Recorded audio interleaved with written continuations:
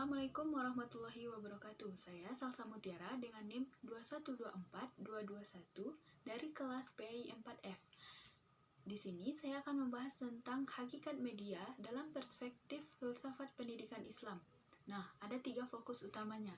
Yang pertama yaitu filosofis hakikat media dalam pendidikan Islam.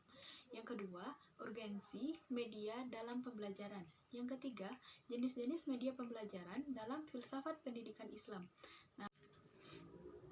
Nah, selanjutnya kita akan membahas yang pertama. Yang pertama yaitu filosofis hakikat media dalam pendidikan Islam.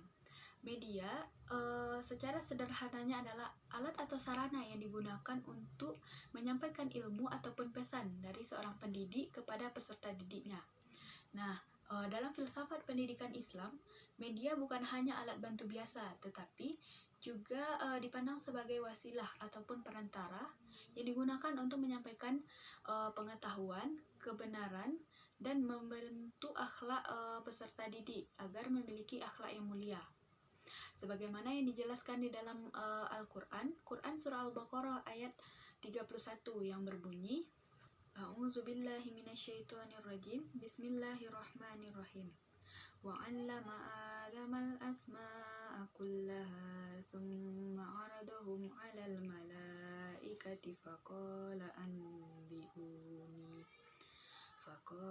أَنْبِئُونِي بِأَسْمَاءِ هَؤُلَاءِ إِنْ كُنْتُمْ صَادِقِينَ. Yang artinya, dan dia ajarkan kepada Adam nama-nama benda semuanya. Kemudian dia perlihatkan kepada para malaikat seraya berfirman, sebutkan kepadaku nama semua benda ini jika kamu yang benar. Dalam ayat ini dijelaskan bahwa Allah mengajarkan Nabi Adam tentang nama-nama benda. Hal ini menunjukkan bahwa proses pendidikan memerlukan sarana dan metode yang baik agar ilmu yang disampaikan itu mudah dipahami.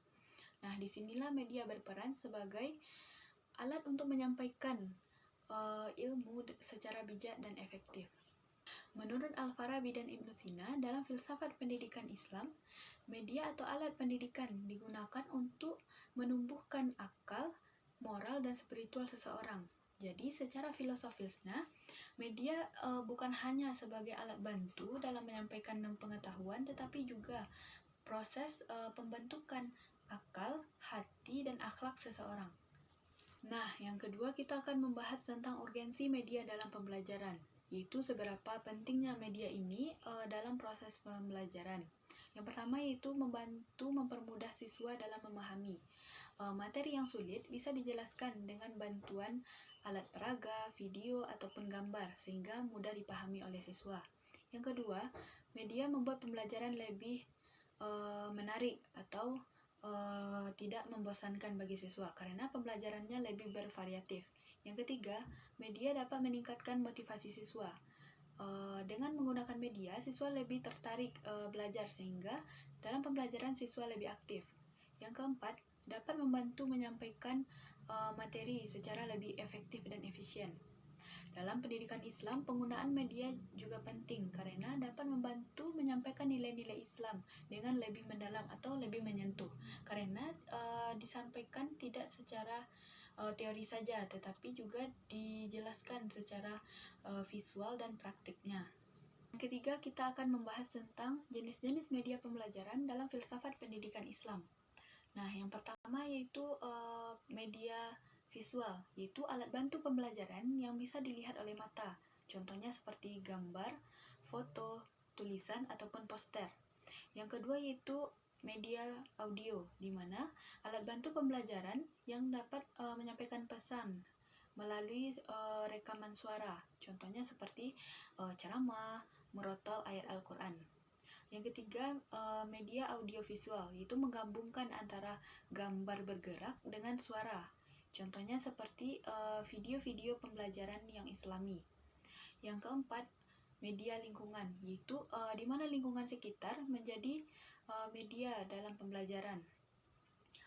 Contohnya kita bisa mengamati ciptaan Allah atau mengamati lingkungan sekitar kita. Yang kelima, media keteladanan atau uswatun hasanah, di mana media ini yang paling penting dalam pendidikan Islam, di mana guru menjadi media utama dalam pembelajaran, dan guru ini menjadi contoh nyata bagi siswa dalam pembentukan akhlak dan perilaku. Dari pembahasan tadi dapat kita simpulkan bahwa media dalam pendidikan Islam bukan hanya alat bantu, tetapi sarana yang memiliki nilai filosofis yang berfungsi untuk mempermudah pembelajaran dan berperan dalam membentuk karakter peserta didik. Penggunaan media juga harus tetap berlandaskan kepada nilai-nilai Islam, agar tujuan pendidikan membentuk insan kamil tetap tercapai. Sekian, terima kasih. Semoga video ini bermanfaat. Wassalamualaikum warahmatullahi wabarakatuh.